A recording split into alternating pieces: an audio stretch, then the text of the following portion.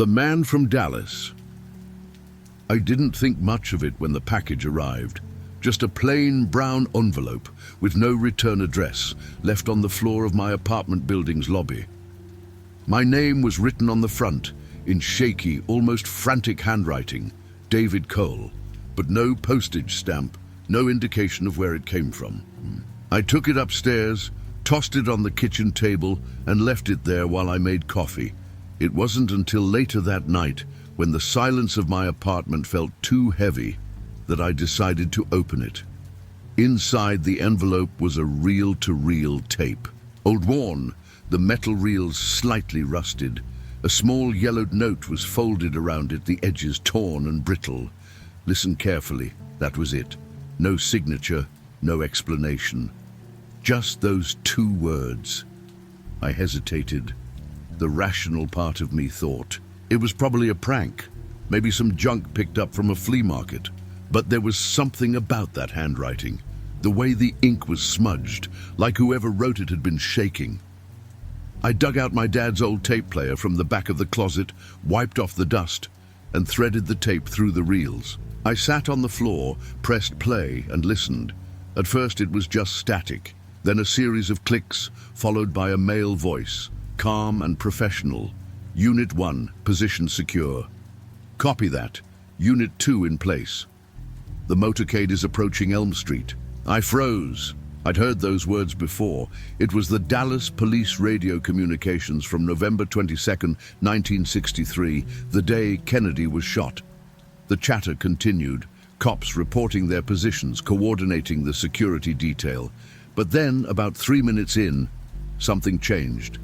The signal cut out for a second. The static warped and bled into a low hum. Then, a whisper. He's in place. 3 seconds to impact. The man in the hat, he's still alive. My stomach twisted. The voice was thin, strained, almost robotic. It didn't sound like any of the officers, and no one had ever reported hearing this on the original recordings. I listened closer, more static. Then gunshots, the sound of people screaming. Footsteps, then the whispering returned. There were 2 shots, 2 shooters. The man in the hat, he's watching. He's not gone. The tape clicked off. I sat there in the dark, heart pounding, sweat sticking to the back of my neck. My first instinct was to find out where the hell this came from. My second instinct was to burn it. Instead, I rewound the tape and played it again. Same sequence, same whispers, same terrifying implications. I spent the next few hours digging through every source I could find online about the Kennedy assassination. No mention of a man in the hat. No reports of multiple shooters caught on any recording. Nothing about a second tape. Around 2 a.m., I went to the window to clear my head. That's when I saw it. A black car parked across the street. A late-model sedan with tinted windows. It hadn't been there earlier. I watched it for a long time. No one got in or out. The engine was off, but I could feel it. That pressure in the air when someone's watching you. I tried to shake it off. Maybe it was just coincidence. But when I went to bed, I couldn't stop hearing that voice on the tape. The man in the hat, he's still alive, and I couldn't stop feeling that someone was watching me. I didn't sleep that night. Every time I closed my eyes, I heard that whisper in my head. The man in the hat, he's still alive. At some point around 4 a.m., I drifted off, but I woke up maybe an hour later to the sound of my phone vibrating. On the nightstand, an unknown number. I sat up and hesitated before answering. Hello? At first, all I heard was static. Then a soft breath. A man's voice, low and calm. Stop listening. I pulled the phone away from my ear like it had burned me. Who is this? Stop listening. The line went dead. My hands were shaking as I put the phone down. I sat there in the dark, my heart hammering in my chest. Then I remembered the car. I got out of bed and crept toward the window, careful to stay in the shadows. The car was still there, parked under the streetlight. Someone was sitting in the driver's seat now. A figure in a dark hat. My stomach dropped. I pulled the curtain shut and backed away from the window. My mind raced through every possible explanation. Maybe this was some elaborate prank. But that voice on the phone, there was something about it. Cold, calculated. And then there was the tape. I sat on the floor, grabbed the tape recorder, and played it again. Same static, same police chatter, same whispers, but this time there was something new. He knows. My breath caught in my throat. That hadn't been there before. He's listening now. I stopped the tape, heart pounding in my ears. This was impossible. How could the recording be changing? I rewound the tape and pressed play. The same sequence repeated. But at the very end, just before it clicked off, I heard breathing. Slow, deliberate breathing. I slammed the stop button and threw the tape recorder across the room. It hit the wall with a dull thud and fell to the floor. I sat there shaking. What the hell was this? I pulled out my laptop and started searching every conspiracy forum I could find. I dug through old news reports, government files, anything related to the Kennedy assassination. That's when I found it. An old forum post from 2006. The title was, "The Man in the Hat. Was there a second shooter?" It was written by someone with the username Dallas Witness 63. The post described a man who had been seen near Dealey Plaza right before the shooting, wearing a dark suit and a black hat. He stood under an overpass watching the motorcade. After the shooting, the man was seen walking away, calmly adjusting his hat. There were no photos of him, no official record. No one had ever come forward to identify him. The forum's last reply was from 2007. "Don't look for him. He'll find you."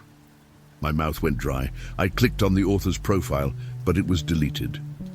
I closed the laptop and rubbed my face with my hands. This was getting insane.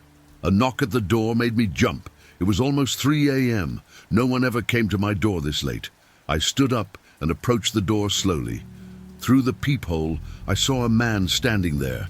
Dark suit, black hat. I stumbled back. The knock came again. 3 slow, deliberate knocks. "Who is it?" I called out, my voice cracking. No answer. Just another knock. I backed away toward the kitchen and grabbed the first thing I could find. A knife. The knocking stopped. I stood there for what felt like an hour, my heart pounding so hard it hurt. Finally, I crept toward the peephole again. The hallway was empty. I opened the door just a crack and looked outside. A single item sat on the floor, another envelope, identical to the first one. I bent down and picked it up with shaking hands. Inside was a Polaroid photograph. It showed Dealey Plaza, the motorcade passing by, and there, standing under the overpass, was a man in a dark suit and a black hat. He was looking directly at the camera, and next to him, barely visible in the shadows, was another figure. A man, wearing the same hat. Hands trembled as I turned the photo over. There was a message scrawled in the same shaky handwriting as before. "You're next." I don't remember much about the next few days. Everything became a blur of paranoia and dread.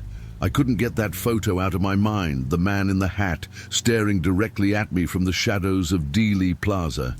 And that message, "You're next." I kept the Polaroid hidden away in a drawer, too terrified to look at it, but too scared to throw it away. It felt like it was marking me somehow, like there was no escape. I couldn't even tell anyone about it, not a single soul. Who would believe me? The only thing I had was that tape, and the more I played it, the more it felt like it was alive, changing, responding to me. But then something else happened. The man in the hat started showing up again. It wasn't just outside my window anymore. No, now he was at the grocery store, at the gas station, walking down the sidewalk when I passed by. Every time I looked up, I saw him. That same dark suit, that same black hat. He never moved faster than a slow, deliberate pace, always just on the edge of my vision. And every time I swore he was watching me, I thought about leaving. About running far away, changing my name, cutting all ties. But every time I thought about that, I remembered something else from the tape. He's watching. I couldn't shake that feeling. The walls were closing in on me. One evening, I decided to try and confront it, to end this once and for all. I grabbed my jacket and went for a walk, trying to act normal, trying to show that I wasn't scared. But deep down, I knew the truth. I was being hunted. I walked for blocks, trying to convince myself that I wasn't crazy, that everything I'd experienced so far wasn't some elaborate hoax. But just as I was about to turn the corner onto Elm Street, I saw him. There he was, standing by a streetlight, the brim of his hat casting a shadow over his face. He didn't move when I stopped in my tracks, but I knew he saw me. It was like time stopped. The world became deathly quiet, and all I could hear was my heart pounding in my ears. The longer I stared at him, the more I realized he wasn't just a man in a hat. He was something else. Something darker. Finally, after what felt like an eternity, he took a step toward me. And then, something strange happened. A car pulled up on the other side of the street. The window rolled down, and a familiar voice spoke from the shadows. "David." I spun around, almost knocking into a lamppost. The voice belonged to a man I'd never met, at least not that I could remember. He was standing next to a black sedan, the engine idling. He was smiling at me, but there was no warmth in his expression, only coldness. "Who are you?" I demanded. The man's smile widened, his eyes glinting in the dim light. "I'm here to help you," he said, his voice too calm. I took a step back, heart racing. "Help me? From who?" He glanced over his shoulder, as though checking if anyone was watching, then leaned in closer. "The man in the hat. He's been following you for days, hasn't he?" I froze. My mind screamed, "How does he know that?" "You've been looking into the wrong things, David," the man continued, his tone low. "You're digging into something that's far bigger than you could imagine. It's not just the assassination, it's everything." I could feel my legs weakening, like they were about to give out from under me. "What do you mean?" "Come with me," he said, motioning toward the car. "I'll explain everything, but you have to come now, before it's too late." I glanced at the man in the hat. He was still standing there, watching me, unmoving. I didn't know what to do. Every instinct told me to run, to get away from both of them. But something inside me, some dark curiosity, maybe fear, made me take a step forward toward the car. The man opened the door and I got in. The moment I did, the door slammed shut behind me. The air in the car felt thick, suffocating. The man started the engine and we drove off into the night. As we passed the streetlights, I couldn't shake the feeling that I wasn't in control anymore, that I had just stepped into something far beyond what I had ever imagined. I wanted to ask him what he knew. I wanted to demand answers. But the man in the hat, his presence, the darkness that seemed to follow him, was always in the back of my mind, pulling me deeper into this twisted mess. And the worst part, I wasn't sure if I could ever escape. The car ride felt endless. The city lights blurred into one continuous stream of yellow and orange as we drove further away from the familiar streets of my apartment. My mind raced with questions, but I couldn't seem to form any coherent thoughts. The man beside me was silent, his eyes fixed on the road ahead, as if he knew I was too terrified to speak. I didn't know what to expect, but every fiber of my being told me that I had made a mistake by getting into this car. I watched the shadows stretch across the empty highway. The man in the hat still lingered in my mind, his cold stare seared into my memory. How could he have been following me for so long? Who was he really? And who was the man beside me claiming to have the answers? Finally, the car slowed, and I realized we were pulling off the main road. The buildings thinned out, replaced by dark trees and desolate landscapes. We came to a stop outside a nondescript, run-down building that looked like it hadn't been touched in years. The man turned. To me, his expression was unreadable. "We're here," he said simply. "You wanted answers, David. Now you'll get them." I didn't respond. I just stared at the building, wondering what kind of twisted game I had just walked into. My instincts told me to get out, to run. but my body felt frozen. "Are you coming?" he asked, opening the car door. I nodded. My hands were trembling. As I stepped out of the car, the air was thick with the scent of decay, and I could feel the weight of the darkness pressing in on me. The building loomed above us, like some forgotten monument to a past that no one was supposed to remember. We walked up the steps to the front door, which creaked loudly when he pushed it open. Inside, the place was dark, damp, and filled with the faint scent of mildew. I had no idea where we were or why we were here, but something about this place felt wrong, like I was stepping into a hidden world that should have stayed buried. The man led me down a long hallway to a room at the back. The walls were lined with old files and shelves stacked high with yellowing papers. A single dim light flickered above us, casting unsettling shadows across the room. "Sit," he ordered. I hesitated but complied, sitting at the worn wooden table. In the center of the room, the man walked over to a filing cabinet, his footsteps echoing in the silence. He pulled out a thick folder, the edges worn with age, and tossed it in front of me. "This is everything you need to know," he said, his voice low and deliberate. "The truth about what happened to Kennedy, the truth about the man in the hat, and the truth about why you're being hunted." I swallowed hard, my throat dry. "What are you talking about? What's in this?" He sat down across from me, staring at me with a strange intensity. "You're part of something much bigger than you realize. The man in the hat, he's not just some random person. He's connected to the people who tried to control the truth, the people who tried to bury it, and they're still out there watching." I opened the folder, my heart pounding in my chest. The first page was a newspaper clipping from 1963, the day of the assassination. But it wasn't just any clipping. This one had been altered. In the background, hidden in the shadows of Dealey Plaza, was a figure. A man in a dark suit and a black hat, standing in the exact same spot as in the photo I had received. I looked up at the man. "You're saying this man was part of the assassination?" He nodded slowly. "Not just part of it. He was the one who made sure the truth never came out. You see, David, the assassination was a setup, a carefully orchestrated event designed to distract the public from what was really going on. And this man, the one in the hat, he was there to make sure no one ever uncovered the real story." I flipped through the folder, each document revealing more than the last. Files on government cover-ups, secret experiments, and mysterious deaths, all connected to the events of that day. But there was one thing that caught my eye: a photograph. It was of a man I didn't recognize, standing in a dark room with a group of officials. In the background, barely visible, was a man in a black hat.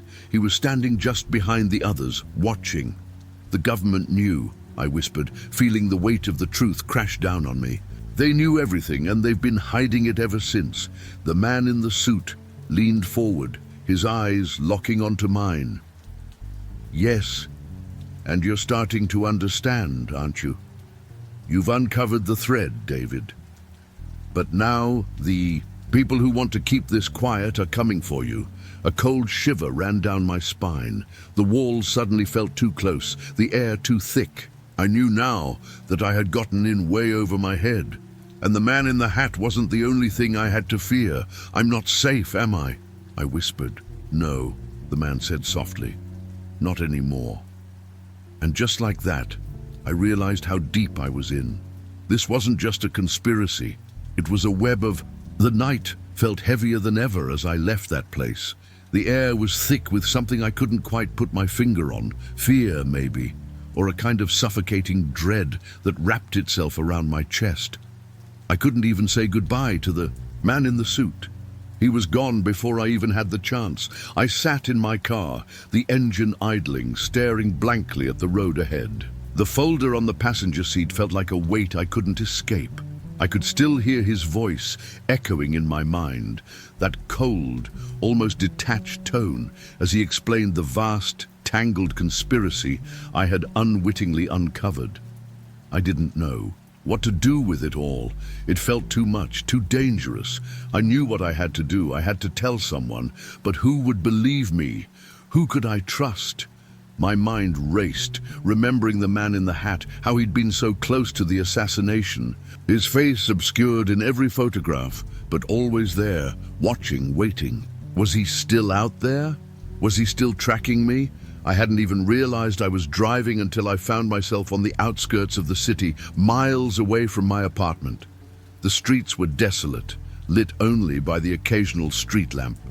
I didn't know where I was going, but I couldn't go back to that apartment. Not yet. That's when I saw the car. It wasn't just any car. It was a black sedan, parked across the street from me with tinted windows. I couldn't see the driver, but I could feel its presence. My pulse quickened, my stomach dropping. The figure in the car was watching me. I could feel their eyes, even if I couldn't see them. It was the same cold feeling I'd had back in that room with the man in the suit. The feeling of being hunted. I drove off quickly, but I didn't look back. My hands gripped the steering wheel so hard my knuckles turned white. Every shadow, every turn, felt like I was being followed. Was I? Or was this just paranoia? I couldn't afford to be paranoid. This wasn't in my head. Something was happening, something bigger than I ever could have imagined. The truth wasn't just buried, it was being guarded fiercely. I had stumbled upon something that, if revealed, could shatter everything I knew. I didn't realize I was pulling into the parking garage until I was inside. The city felt miles away. It was just me and the silence now. But as I got out of the car, I froze. There, at the entrance of the building, was a figure, a man in a dark suit and a black hat. My heart stopped. I tried to move, to run, but my legs wouldn't obey. He was standing perfectly still, his face shadowed by the brim of his hat. He didn't speak, didn't move a muscle. But I knew he wasn't here for a casual conversation. I tried to swallow the fear building in my throat. "What do you want?" I managed to croak, my voice barely above a whisper. He didn't answer. Instead, he reached into his coat pocket, pulling out a small, worn envelope. He didn't offer it to me. He simply dropped it on the ground and took a step back, his eyes never leaving mine. Without thinking, I rushed forward and snatched the envelope. My hands were shaking as I opened it, the contents spilling out in the dim light. It was a photograph, an old faded photo of a crowd. In the center of the crowd, I could make out a man in a suit wearing a black hat. It was the same man, but now there was something new in the photo, something I hadn't noticed before. In the corner, barely visible, was a shadow, standing apart. From the crowd, and in the shadow, there was a figure, a person, whose face I couldn't make out, but whose presence was unmistakable. I felt my stomach drop as I looked up at the man. He was still there, waiting. I could feel the weight of everything crashing down on me, the government, the cover-ups, the lies, the endless conspiracy, and that's when I understood. The truth was never meant to be uncovered. The people behind it would stop at nothing to keep it hidden. They would do whatever it took.